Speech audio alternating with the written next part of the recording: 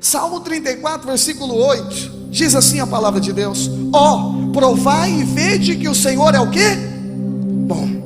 Diga para quem está do lado: Deus é bom. E o que ele está dizendo aqui para você? É para você experimentar dele, prova dele. Ele não está dando lixo para você, ele tem alimento para você. Provai, experimentai, faça prova, experimente isso, veja, Deus é bom. A mensagem de Deus que tem que ecoar dentro do seu coração é que esse Deus que está acima de você é um Deus bom. Atos capítulo 17, versículo 22, Paulo começa a pregar aos atenienses no caso, e começa a dizer para eles quem é Deus. Eu vou ler o texto e você vai entender que Paulo estava andando lá em Atenas, e ele via vários deuses, porque os atenianos adoravam vários deuses. Porém ele passa em um altar e está escrito assim: um altar ao Deus desconhecido. Havia um altar dentro, no meio deles, no meio dos deuses que eles serviam, porém era um Deus que não tinha nome. Eu fiquei pensando nisso, falei: meu Deus, quantas vezes nós não conhecemos o Deus que nós estamos adorando? Quantas vezes nós estamos igual aos atenienses, temos um altar para Deus, mas temos apenas um comportamento religioso. Servimos a Deus, mas servimos de maneira talvez apenas religiosa. Paulo então ele começa agora a dizer: olha, o altar que você tem, o Deus que vocês têm um nome, que adoram sem saber, é o Deus que eu estou pregando. Eu quero falar algumas coisas dele para que você também saiba o Deus que você adora, o Deus que você sabe que já reconhece que ele é grande, mas você vai entender o tamanho dele aqui. Primeira coisa que Paulo diz está no versículo 24. Paulo diz aqui que ele fez o mundo e tudo que nele existe. E Paulo também diz que ele é Senhor nos céus e Senhor na terra. Primeira coisa então que nós entendemos aqui é que ele é o grande Criador. Além de ser o grande Criador, é que ele tem poder de fazer qualquer coisa. Paulo está dizendo: ele fez o mundo, ele fez os planetas, ele fez o céu, porque ele é Senhor também nos céus. E aí Paulo começa a traçar algumas coisas sobre quem é esse Deus. Em 12 de abril de 1961, o primeiro astronauta que saiu da órbita terrestre, ele foi um russo. Ele se chamava Yuri Gagarin. Ele tinha 27 anos de idade. Então ele pegou e deu uma volta no nosso globo terrestre. E quando ele desceu novamente na Terra, aquilo foi um sucesso muito grande. E aí quando perguntaram para ele, os jornais daquela época dizem que ele falou duas coisas. A primeira que ele disse: a Terra é azul e eu não vi Deus. Diz que ele deu a volta no céu e não viu Deus. E essa notícia na época foi uma bomba no meio dos ateus, porque potencializou muito uma descrença a Deus. 7 anos depois, missão Apolo 8, que os Estados Unidos envia até a Lua. Eles vão mais longe. Se você olhar na internet, coloca missão Apolo 8, tem um vídeo ao vivo deles lá no Google. E ouça o que eles falam quando de lá da lua eles olham a terra. Eles pegam a palavra de Deus e começam a ler Gênesis capítulo 1, do versículo 1 em diante. Ele diz: no princípio criou Deus os céus e a terra era sem forma e vazia. E eles começam a olhar aquilo que diz a palavra de Deus, começam a olhar o universo e olhar agora a forma da terra, e eles começam a chorar lendo isso. O que eu quero dizer para os irmãos? O Deus que você serve, ele criou o céu e ele criou o universo. Eu queria dimensionar para você o tamanho do nosso universo, né? A NASA hoje ela diz que existe no mínimo 200 bilhões de galáxias no nosso universo. Dentre essas 200 bilhões de galáxias, a menor é a nossa, que é a Via Láctea. Essa nossa galáxia, que é a menor, ela tem 100 bilhões de estrelas. A maior estrela, o nome dela é Canis Majoris. Ela é no mínimo mais de 2.000 vezes maior que o Sol. A menor estrela dessa menor galáxia, que é a nossa, é o Sol. O Sol, por sua vez, ele é 1 milhão de vezes maior do que a Terra, a qual nós estamos. E nessa Terra, hoje estima-se 7,2 bilhões de habitantes. E cada um deles, desde Adão e Eva até hoje, nenhum deles tem uma digital igual ao outro.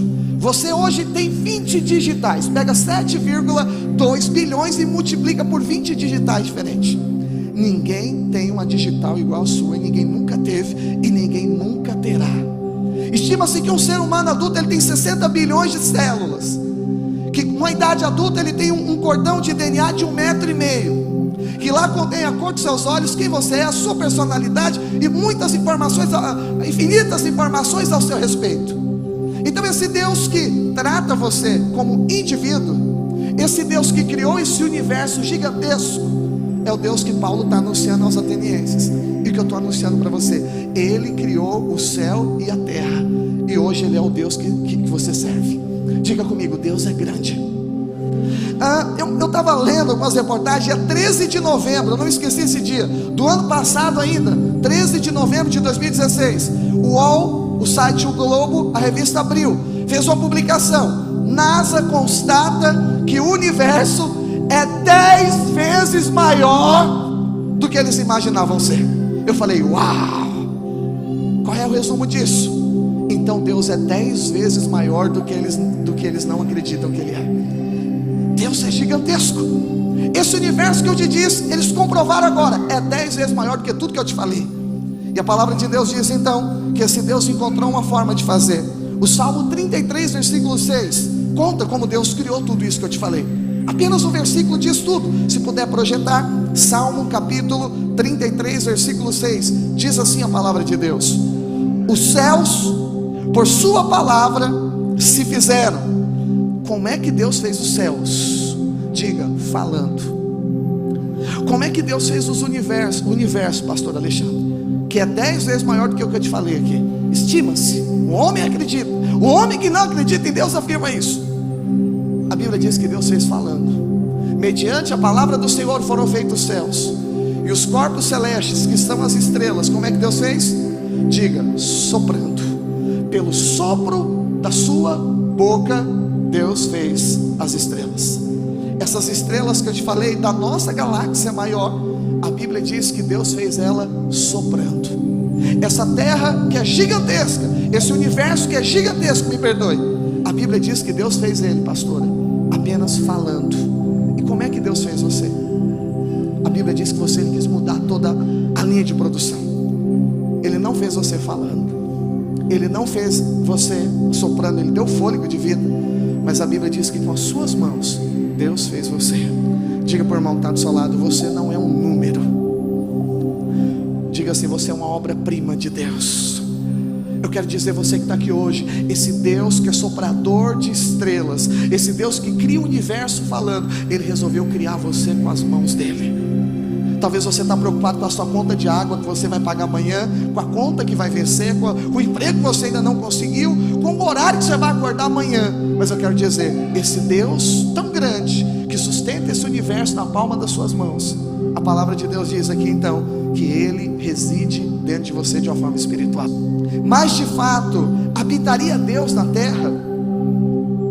Eis que os céus, e até o céu dos céus, não te podem conter, quanto menos essa casa que eu edifiquei. É Salomão orando, quando ele consagra o templo. O que ele diz lá? Se nem o céu e o céu dos céus, que é o espaço, podem conter a Deus, quanto mais o templo que ele estava fazendo. Esse universo que eu te falei, Deus não cabe dentro dele, porque aquele que cria é maior do que a sua criação. Se nós falássemos que Deus está dentro do universo, o universo seria maior do que Deus. Então o universo seria o Criador, mas o Criador não está dentro do universo. Ele sustenta o universo na palma das suas mãos. E Yuri Gagarin estava certo. Ele olhou no céu e não viu Deus, porque os céus não comportam a grandeza de Deus. Deus não cabe no céu, porque Deus é maior do que os céus e os céus dos céus. Na nova linguagem de hoje, se tiver, coloque, eu vou ler para nós não passarmos o tempo. Na nova linguagem de hoje, esse mesmo texto diz algo muito legal. Diz assim: mas será que de fato, ó Deus, Tu pode morar no meio de nós, criaturas humanas, aqui na terra? Tu és tão grande que não cabe nem mesmo no céu. Muito devocional, eu gosto dessa tradução. Mas seria possível que Deus habitasse na terra? Os céus, mesmo os mais altos céus, não podem conter-te, muito menos este templo que eu construí. Diga comigo, meu Deus não cabe nem no céu.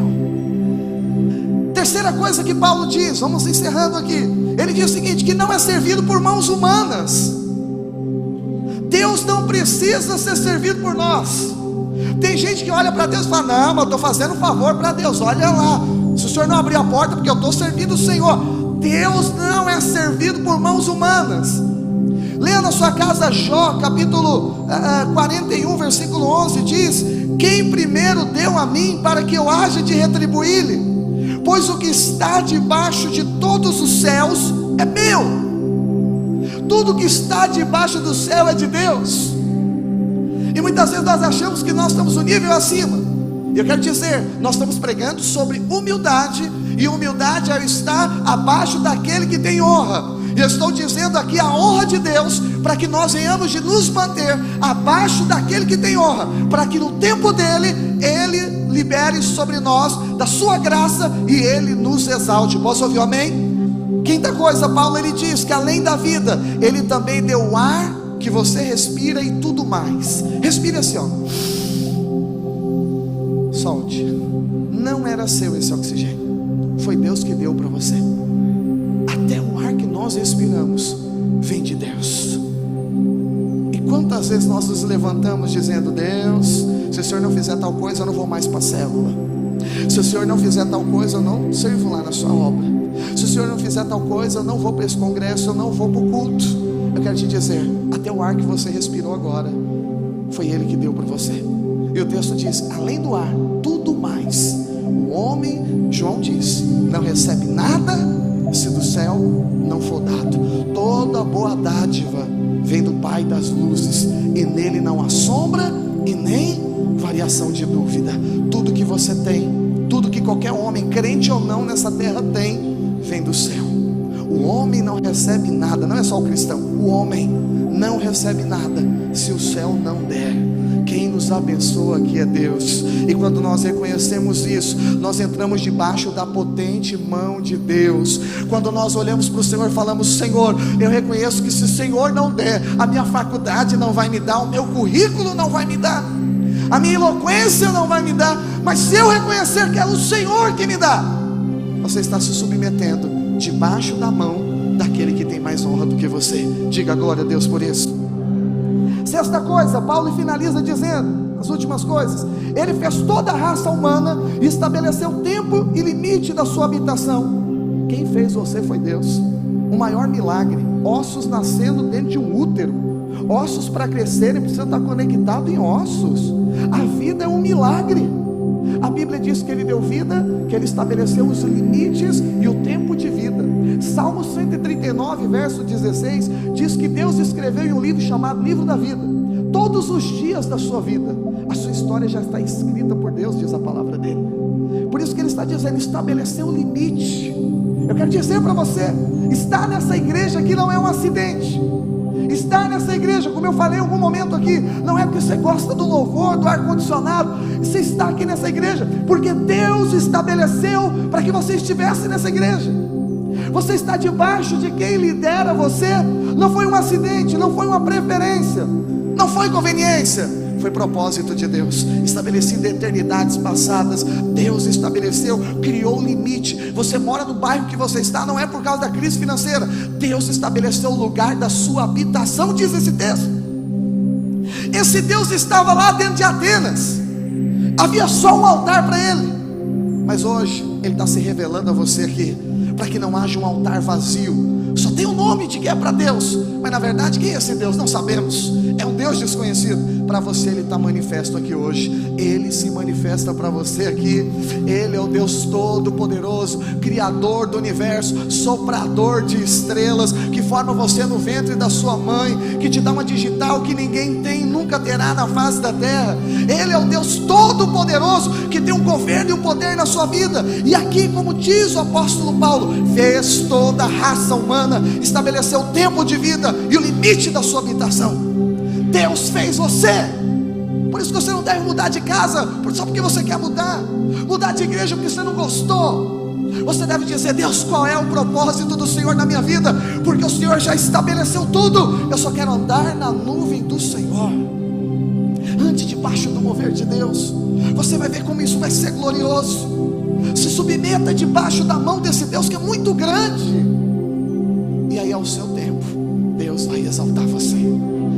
Paulo finaliza dizendo, sétima coisa, fez toda a raça humana para um propósito, diz o texto, versículo 27, que ele fez toda a raça humana para buscar ao Senhor. Atos 17, versículo 27, diz assim: para que buscassem a Deus, se porventura tateando o pudessem achar, o qual todavia não está longe de cada um de nós. O que é isso? Olhe nos meus olhos, por favor. Você que está aqui nesse final de pregação, você foi feito com um propósito só. Como eu falei ontem, o propósito não é você comprar um apartamento em Búzios. O propósito vai muito mais além do que isso. Isso pode ser consequência. Deus fez com um propósito, eu, você e toda a raça humana. O cara que está num bar, na boca de tráfico, o cara que está lá no Senado, o ser humano, o que está ouvindo agora nesse vídeo, ou que vai ouvir algum dia da vida, Deus fez a gente, eu, você, o pastor Pedro, com um propósito só, para buscar a Deus. A gente só existe para uma coisa, pastor Pedro, nós só existimos para buscar a Deus. Você foi feito para buscar a Deus. Você está aqui nesse culto porque você veio buscar a Deus. Esses irmãos estão aqui louvando porque eles vieram buscar a Deus. Eles estão pregando porque nós estamos juntos buscando a Deus. Você vai lá para a reunião da sua célula, sabe para quê? Para buscar a Deus. Nós só existimos para isso. Eu vou te dar um conselho: faça qualquer coisa fora disso e você perderá todo o sentido da sua vida. Você perderá o rumo da sua vida. Dentro de nós existe um vazio, e o tamanho desse vazio se chama, ou o nome dele, o tamanho desse vazio é do tamanho de Deus. Ou seja, pode colocar dinheiro, não vai preencher o vazio. Pode colocar sexo, não vai preencher esse vazio. Eu conheço gente rica, e muito rica, e que está com depressão. Pode colocar dinheiro, que não vai preencher o vazio. Pode viajar para o mundo inteiro, porque às vezes a gente não vai em lugar nenhum, a gente acha que é falta de viajar para outro país. Mas você pode viajar o mundo inteiro, não vai preencher esse vazio, porque só cabe Deus. Você é o número de Deus, só cabe Deus dentro de você. Você foi feito para contê-lo. O CEP de Deus é você, de uma maneira espiritual e sobrenatural. Esse Deus que é tão grande, através do Espírito dele, ele consegue habitar dentro de nós. Eu fui feito para conter a Deus. Você foi feito para conter a Deus. Nós existimos para contermos a Deus, para buscarmos, para encontrarmos. O texto finaliza, e eu quero finalizar aqui. Paulo, ele diz, versículo 28, porque nele vivemos, nos movemos, existimos, como alguns dos vossos poetas têm dito, porque dele também somos geração. Paulo finaliza dizendo, para buscá-lo. Mas onde que ele está? Qual é o comportamento dele? Ele quer ser achado? E o texto diz aqui, versículo final, versículo 28, mostra para nós, porque nele vivemos, porque nele também nos movemos e existimos, como também alguns dos vossos poetas dizem, pois dele também somos geração. Volte ao versículo 27, por favor, e nós concluímos aqui a pregação. Versículo 27 diz, para que buscassem a Deus, se porventura ainda que tateando pudessem achar, o que todavia não está longe de cada um de nós. Deus, ele nos criou para buscarmos, mas onde que ele está? Ele não está longe de você. Ele é o Deus de perto. Ele pode ser achado. Ele quer se mostrar para você. Ele quer aparecer para você. Aonde que ele está, pastor Alexandre? Aonde que está esse Deus? Talvez nessa última noite que Jesus pode voltar depois desse culto. Aonde que ele está? Moisés não sabia o rosto desse Deus. João não sabia o nome, me perdoe. Deus falou, eu sou, sempre sou. Ele não sabia o nome. João na ilha de Patmos não sabia definir o rosto. Nenhum deles conseguiram ver Deus.